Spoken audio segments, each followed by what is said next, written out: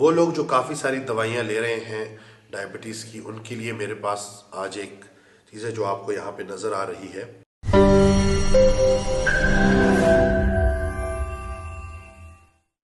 वो लोग जो काफ़ी सारी दवाइयाँ ले रहे हैं डायबिटीज़ की, उनके लिए मेरे पास आज एक चीज़ है जो आपको यहाँ पे नज़र आ रही है। ये देखा गया था कि वो लोग जो डायबिटीज़ की दवाइयाँ लेते हैं, स्टार्ट करते हैं, वक्त के साथ साथ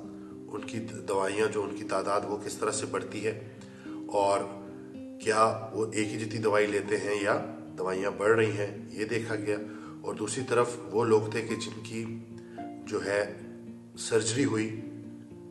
उनके मैदे का साइज छोटा कर दिया और फिर देखा गया क्योंकि वो ज़्यादा खा नहीं पाते थे, उन्होंने खाना कम कर दिया, तो देखा गया कि उनकी दवाइयाँ किस तरह से, मतलब लाइक वो दवाइयाँ जो ले रहे थे वो दवाइयों में कोई डिफरेंस आया कि नहीं। तो जैसे कि आपको नज़र आ रहा है कि वो लोग जो दवाइयाँ ले रहे थे और साथ साथ जो है मतलब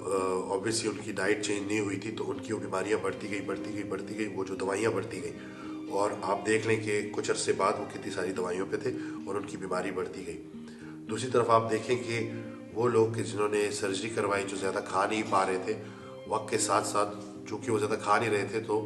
उनकी वो बीमारी ठीक होने लगी और उनकी दवाइयाँ छूटने लगी और ख़ुद ही बग़ैर दवाइयों की उनकी बॉडी के जो इंसुलिन के नॉर्मल फंक्शंस थे वो ठीक हो गए और इंसुलिन नॉर्मल काम करने लगी। तो ये आप देख लें, ये उन सब लोगों के लिए जो समझते हैं कि ये एक प्रोग्रेसिव डिजीज़ है, उन सब के लिए एक उम्मीद है। और आप इसको देख के और भी कॉन्फिडेंट हो जाएं कि अगर आप प्रॉपर वेट लॉस करेंगे, प्रॉपर डाइटरी चेंजेस करेंगे, तो आप इन दवाइयों से हमेशा के लिए जान छुड़ा लेंगे।